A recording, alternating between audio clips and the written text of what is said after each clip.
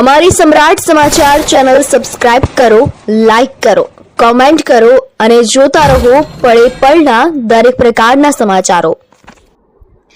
ભાવનગર જિલ્લાના તળાજા તાલુકાના ત્રાપજ ગામના અરજણભાઈ રૂડાભાઈ રાવળદેવે મણોતર ચક્ષુદાનનો સંકલ્પ કરી માનવતાનું ઉત્તમ ઉદાહરણ પૂરું પાડ્યું છે। રાવળ સમાજમાં પ્રથમવાર ચક્ષુદાન અને દેહદાનનો સંકલ્પ કરવામાં આવ્યો હોવાનું જણાવાયું છે।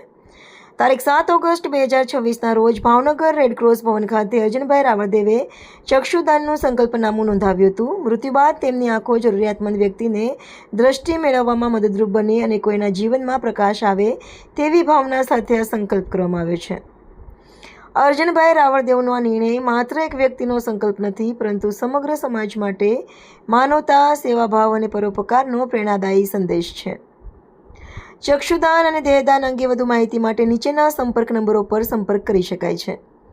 ડૉક્ટર મારડિયા સાહેબ 94 262 71 860, ડૉક્ટર હરેશભાઈ વાઘેલા 94 67 52 730, ડૉક્ટર હરેશભાઈ વાયક ત્રાપજ 99 45 71 760, ડૉક્ટર અમિતભાઈ વાસાણી, અશોકભાઈ સગર 97 57 57 555।